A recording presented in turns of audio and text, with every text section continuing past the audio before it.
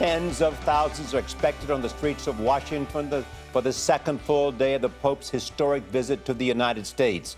Pope Francis is spending one last morning in the city. The outpouring of emotion from people in Washington has been, in a word, extraordinary. The Pope will travel to New York City this afternoon, but his day begins with a speech at the U.S. Capitol. Chip Reid is there to begin our coverage. Chip, good morning. Well, good morning. On Wednesday, the leader of the world's 1.2 billion Catholics identified himself as a child of immigrants, and he confronted some controversial issues that are deeply embedded in American politics.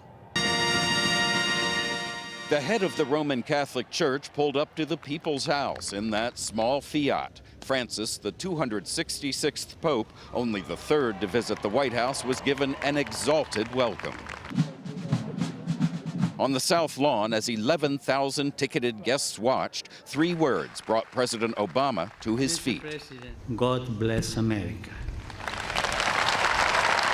His first major speech in English, and the 78-year-old did not mince words.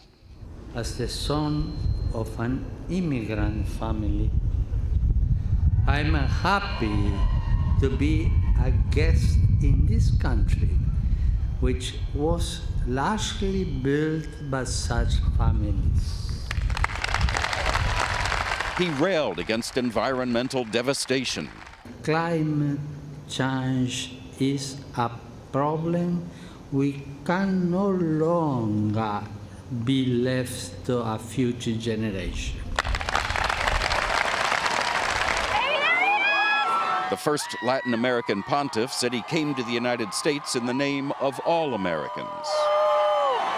While waving from an open-air Jeep, Pope Francis saw thousands lining the parade route near the White House.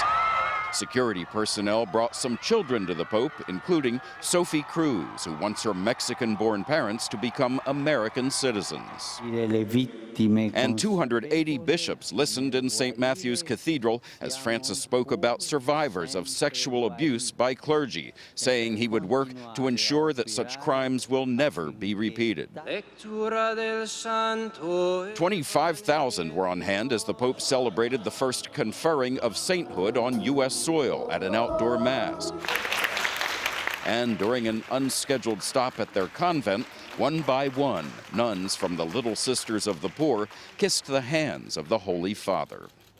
The Pope's visit to that convent is notable because that order of nuns is suing the Obama administration over a provision in the Affordable Care Act. It's not known if the Pope and the President talked about that in the Oval Office because that meeting was private and off the record. Charlie?